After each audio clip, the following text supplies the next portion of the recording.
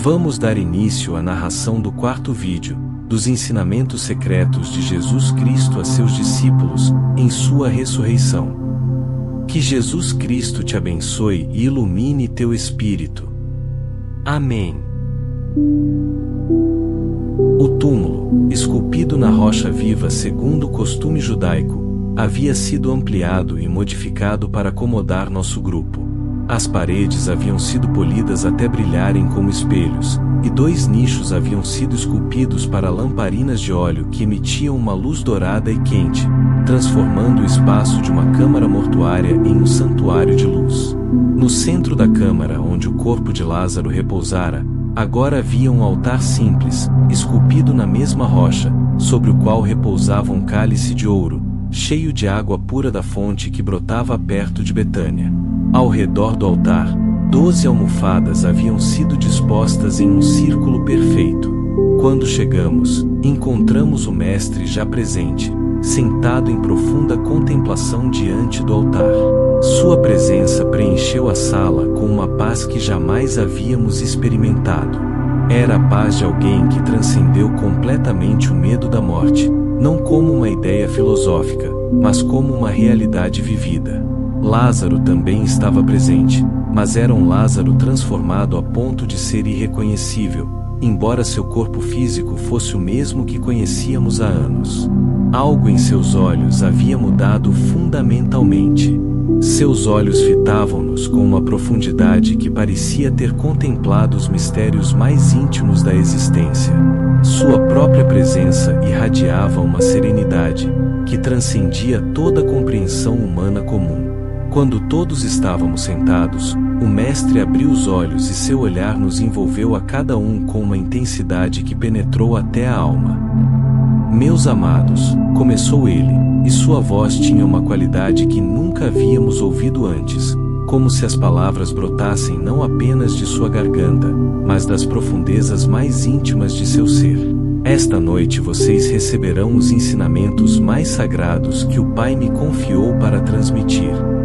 Estas são as palavras que vencem a morte, não como conceitos mentais, mas como verdades vivas que transformam a própria experiência da transição, que todos os seres humanos devem enfrentar.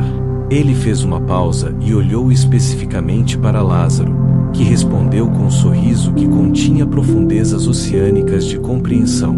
Lázaro foi nosso pioneiro nesses mistérios. Ele cruzou o limiar que separa a vida física do que está além, e retornou para ser nosso testemunho vivo, de que a morte física não é o fim da existência, mas uma transformação para dimensões mais vastas e gloriosas do ser.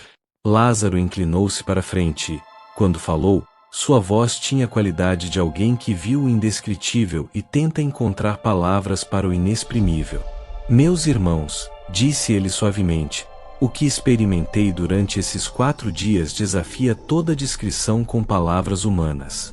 Mas posso lhes dizer o seguinte: a morte do corpo físico não é mais traumática para a alma libertada do que tirar roupas que ficaram pequenas. Ao longo da minha vida, temi a morte, como todos os seres humanos. Mas quando finalmente chegou o momento de deixar este corpo, foi como despertar de um sonho nebuloso, para uma realidade de clareza e beleza ilimitadas. Tomé, sempre ávido por uma compreensão precisa, perguntou com a voz trêmula: Lázaro, irmão, o que exatamente você sentiu quando seu corpo morreu? Os olhos de Lázaro brilharam com uma luz interior, que parecia vir de dimensões além do mundo físico. Tomé, a princípio, senti como se estivesse sendo delicadamente retirado do meu corpo, como um pássaro deixando uma gaiola que se tornou pequena demais. Não havia dor, nem medo, apenas uma sensação de extraordinária libertação. Então, me vi no que só posso descrever como um túnel de luz, mas não era um túnel físico. Era mais uma passagem de consciência que me conduziu a dimensões da realidade cada vez mais sutis e luminosas. No fim do túnel, uma presença de amor tão vasta, tão pura, tão incondicional, me aguardava, que toda a minha vida anterior parecia ter sido uma preparação para aquele encontro. Não era uma pessoa específica, embora contivesse a essência de todos os seres que eu amei. Era como ficar cara a cara com o próprio amor.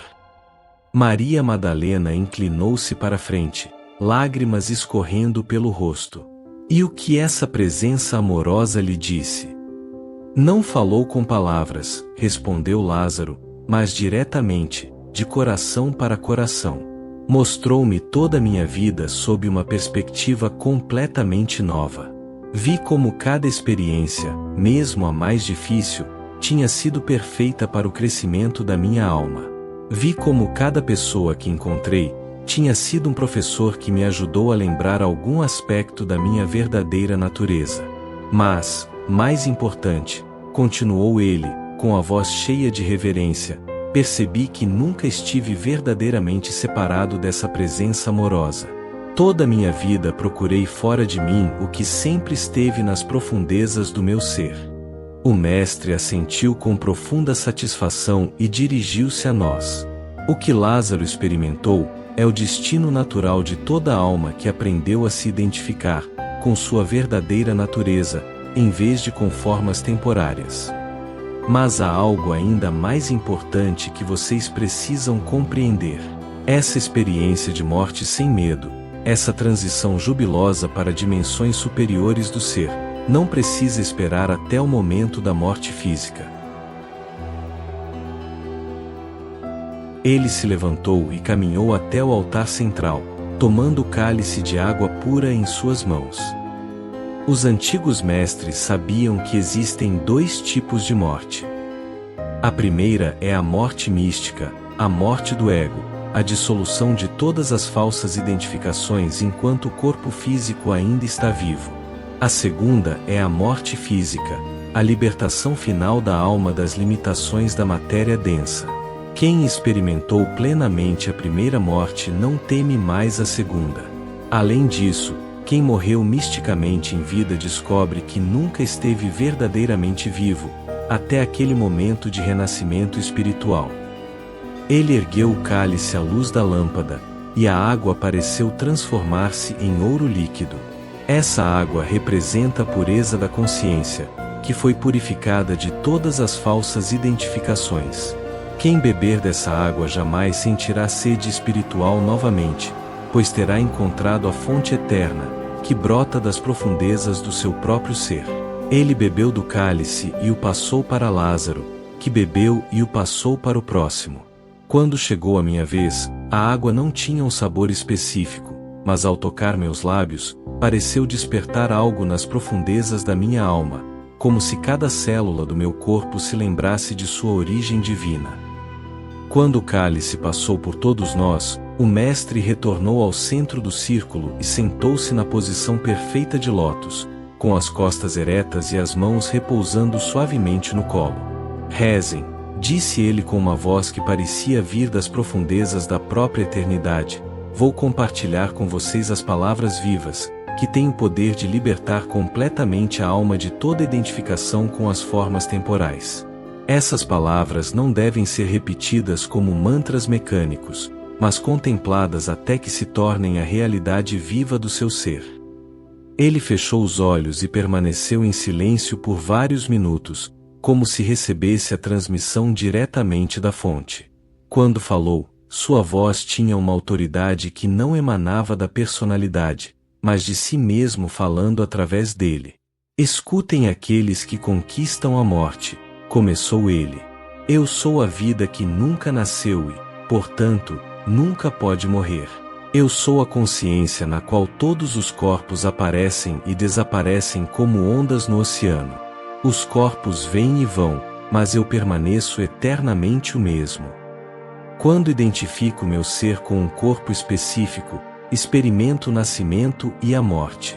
Mas quando reconheço minha verdadeira natureza como a própria vida, compreendo que nunca nasci em um corpo, mas sim que o corpo surgiu dentro de mim. Eu sou o espaço da consciência no qual todos os pensamentos surgem e se dissolvem. Os pensamentos mudam constantemente, mas eu, a consciência que os observa, permaneço imutável.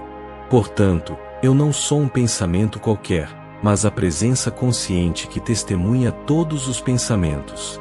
Eu sou a paz que não depende das circunstâncias, o amor que não requer objetos, a felicidade que não precisa de razões. Essas qualidades não são estados que experimento, mas aspectos do que sou em minha natureza mais essencial. Pedro, que escutava com intensa concentração, timidamente ergueu a mão. Mestre, quando o Senhor diz eu sou, refere-se ao seu eu individual ou a algo mais amplo? O mestre abriu os olhos e olhou para Pedro com um sorriso que iluminou toda a sala. Pedro, você fez a pergunta mais importante de todas. Quando digo eu sou, não me refiro a Jesus de Nazaré, o homem que nasceu em Belém e cresceu em uma família de carpinteiros. Refiro-me ao eu sou, que existia antes da concepção deste corpo, e que continuará a existir depois que ele retornar ao pó. Esse eu sou não é exclusivamente meu. É o mesmo eu sou que constitui a essência mais íntima de cada um de vocês, de todo ser humano, de toda forma de vida. É o que o Pai quis dizer quando se revelou a Moisés como eu sou o que sou. João se inclinou para a frente, com os olhos brilhando de compreensão. Portanto, quando dizemos eu sou, estamos falando a partir dessa mesma essência divina. Exatamente, respondeu o mestre, com profunda satisfação. Mas a maioria das pessoas, quando diz eu sou, identifica esse eu sou como conteúdos temporários. Eu sou João. Eu sou um pescador. Eu sou feliz. Eu sou triste. Essas identificações criam a ilusão de separação e, portanto, o medo da morte. Mas quando você aprende a reconhecer o puro eu sou, sem conteúdos, sem identificações, sem atributos, então você descobre sua natureza imortal, porque esse eu sou precede todos os conteúdos e permanecerá depois que todos os conteúdos desaparecerem. Maria de Betânia, minha irmã, perguntou com voz cheia de reverência: Mestre, como podemos cultivar essa identificação com o puro eu sou? A resposta do mestre foi tão simples quanto profunda. Maria, toda vez que você disser eu sou, pare aí. Não acrescente mais nada. Simplesmente permaneça na pura sensação de ser, sem definições, sem descrições, sem atributos. Essa pura sensação de existir, anterior a todos os pensamentos e sensações, é a sua natureza imortal. Pratique isso ao longo do dia. Eu sou. Pausa. Sinta o seu ser sem conteúdo. Eu sou. Pausa. Reconheça a presença consciente que você é. Com o tempo, essa identificação com o eu puro se tornará mais natural do que a identificação com papéis temporários. Andrés, que permanecerá em silêncio contemplativo, finalmente falou: Mestre, o que acontece no exato momento da morte física para alguém que cultivou essa identificação com o puro eu sou? O mestre se voltou para Lázaro, convidando-o a responder a partir de sua experiência direta. Andrés, disse Lázaro serenamente, para quem aprendeu a se identificar com sua verdadeira natureza, a morte física é como tirar a roupa no final do dia. O corpo é libertado, mas o eu sou, que nunca se identificou completamente com o corpo, simplesmente continua sendo o que sempre foi. Na minha experiência, houve um momento em que senti minha respiração parar, meu coração cessar de bater, mas eu não morri. Simplesmente me vi existindo em uma forma mais sutil, mais livre, mais expansiva. Era como se eu estivesse vivendo em uma pequena casa e, de repente, tivesse saído para uma paisagem de infinita beleza e vastidão. E quando o mestre me chamou de volta para este corpo, foi como reentrar naquela pequena casa, mas agora sabendo que eu não sou a casa, mas o habitante que pode livremente ir e vir. Filipe, que acompanhava a conversa com fascínio, perguntou: isso significa que podemos superar completamente o medo da morte? O mestre respondeu com uma autoridade, que claramente emanava da experiência direta. Filipe, você não só pode superar o medo da morte, como, ao compreender sua verdadeira natureza, O próprio conceito de morte se revela uma ilusão. O que você chama de morte é simplesmente uma transformação de formas, mas o que você essencialmente é, jamais poderá ser transformado, pois nunca foi criado. Imagine um ator interpretando vários papéis diferentes em uma peça. Os personagens nascem e morrem na peça, mas o ator que os interpreta permanece inalterado.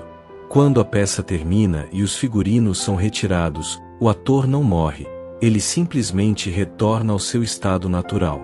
Você é como esse ator. Você tem interpretado o papel de um ser humano específico, mas sua verdadeira natureza é a pura consciência que está desempenhando esse papel. Quando a peça desta vida terminar, os figurinos serão retirados, mas você, como pura consciência, continuará a existir em seu estado natural de infinita liberdade. José de Arimateia, que ouvia com atenção absorta, fez uma pergunta prática. Mestre, como devemos nos relacionar com aqueles que perderam seus entes queridos e estão sofrendo com a morte deles? Os olhos do mestre se encheram de infinita compaixão. José, a dor da perda é real para aqueles que ainda se identificam com formas temporais. Você não deve negar ou minimizar essa dor, mas sim amparar aqueles que sofrem com amor incondicional, enquanto gradualmente, se estiverem prontos, você compartilha com eles essas verdades mais profundas. Mas lembre-se sempre de que seu maior ensinamento não são suas palavras, mas seu próprio estado de ser. Quando você irradia a paz de quem transcendeu o medo da morte, essa paz se espalha silenciosamente para todos ao seu redor, plantando sementes que germinarão quando chegar a hora certa. Durante a hora seguinte, o mestre nos guiou por uma prática extraordinária, que ele chamou de meditação da morte consciente.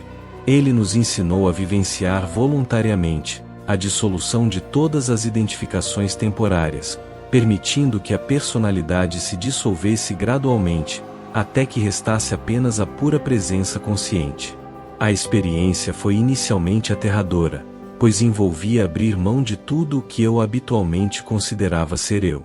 Mas, ao me entregar ao processo, descobri algo extraordinário. O que estava morrendo não era real, e o que era real não podia morrer. Quando emergi daquela profunda meditação, senti como se tivesse morrido e renascido. Mas não se tratava de um renascimento para uma nova personalidade, e sim, de um despertar para a realidade, de que eu nunca havia sido a personalidade que pensava ser. O que vocês vivenciaram, explicou o mestre, é uma morte prática. Vocês permitiram que tudo o que vocês não são se dissolvesse temporariamente, revelando o que vocês são eternamente. Com a prática regular, essa compreensão se tornará tão natural que, quando chegar a hora da morte física, será simplesmente o culminar de um processo que vocês já dominaram.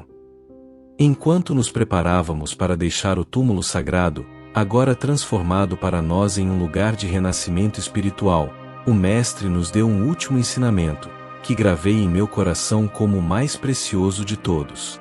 Lembrem-se, disse ele quando a primeira luz da aurora começou a filtrar-se pela câmara, que estas palavras que vencem a morte, não são informações que vocês possuem, mas a verdade de quem vocês são.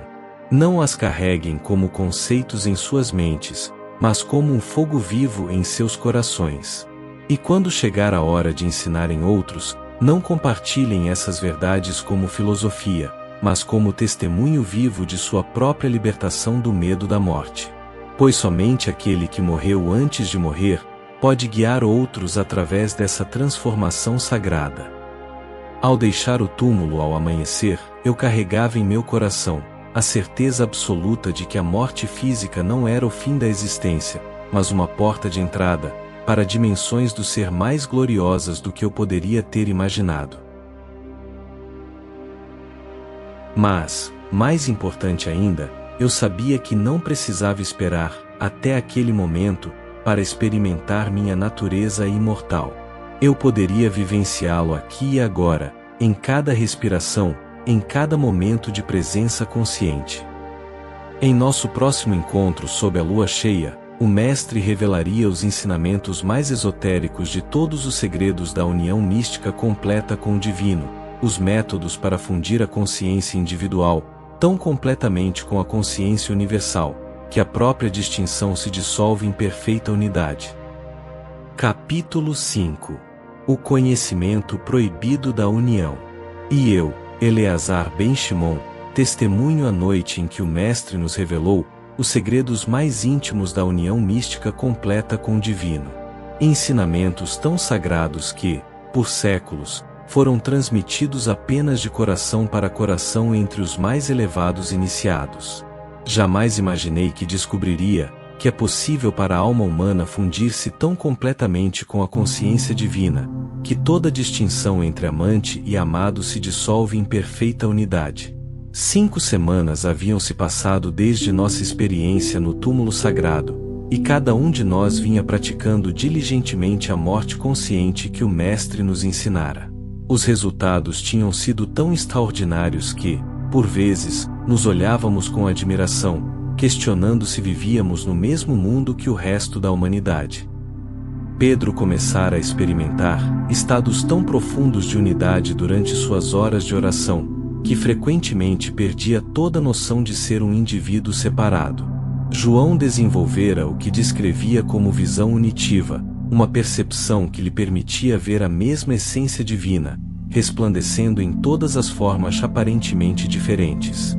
Maria Madalena experimentara transformações ainda mais profundas.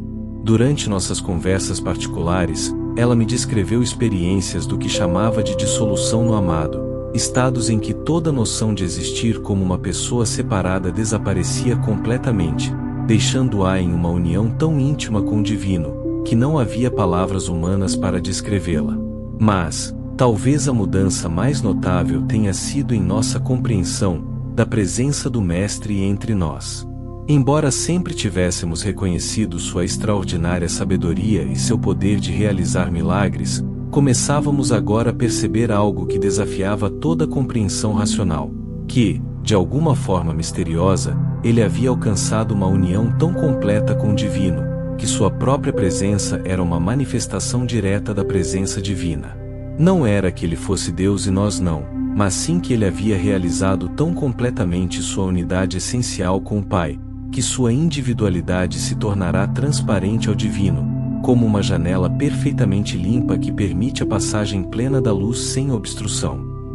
Na noite da 5ª lua cheia após minha iniciação, o Mestre nos conduziu a um lugar completamente diferente de todos os nossos encontros anteriores. Não era uma caverna, nem um jardim, nem um cômodo construído por mãos humanas. Era um pico alto nas montanhas a leste do Jordão, um lugar tão remoto que foram necessários 2 dias de caminhada para chegar lá. O cume era um platô natural de rocha branca, que se erguia como um altar gigantesco em direção ao céu estrelado. José de Arimateia havia partido antes de nós e preparado o local de maneira extraordinária. 12 círculos concêntricos haviam sido traçados na rocha com pó de ouro puro, e no centro do menor círculo, havia um braseiro de bronze onde ardia um fogo, aceso com madeira de cedro do Líbano. O efeito visual era de tirar o fôlego. Os círculos dourados cintilavam à luz da lua cheia, criando padrões que pareciam irradiar do fogo central como ondas de luz sólida. Mas, mais impressionante do que a beleza visual era a atmosfera de sacralidade que permeava o lugar, como se estivéssemos no próprio limiar do paraíso. Quando chegamos ao cume, encontramos o Mestre já presente, mas em um estado que nenhum de nós jamais havia presenciado. Ele estava no centro do círculo mais interno com os braços estendidos em direção às estrelas, mas seu corpo parecia irradiar uma luz sutil que o fazia parecer translúcido. Seu rosto irradiava uma luz interior, que lembrava as descrições de Moisés descendo do Monte Sinai após estar na presença de Deus. Por vários minutos, permanecemos em reverente silêncio, sentindo que estávamos testemunhando algo que transcendia completamente a experiência humana comum. O Mestre parecia estar em comunhão direta com dimensões da realidade, que nossos sentidos físicos mal conseguiam perceber. Quando finalmente baixou os braços e abriu os olhos, seu olhar nos envolveu com uma intensidade que penetrou até a alma. Mas havia algo diferente naquele olhar. Era como se não fosse apenas Jesus de Nazaré que nos olhava, mas como se a própria divindade nos contemplasse através de seus olhos. Meus amados, começou ele, e sua voz tinha uma qualidade que nunca havíamos ouvido antes, como se as palavras fossem proferidas simultaneamente das profundezas de seu ser humano e das alturas de sua natureza divina. Esta noite vocês receberão os ensinamentos mais sagrados que me foram confiados para transmitir. Estes são os segredos da união completa com o Pai, os métodos pelos quais a alma individual pode fundir-se tão completamente com a consciência universal, que toda separação se dissolve em perfeita unidade. Agradecemos por ter assistido esse vídeo até o final. Daremos continuidade à narração, na quinta parte, no próximo vídeo, as revelações dos ensinamentos secretos de Jesus Cristo aos seus discípulos, na sua ressurreição. Que Jesus te abençoe e ilumine teu espírito. Amém.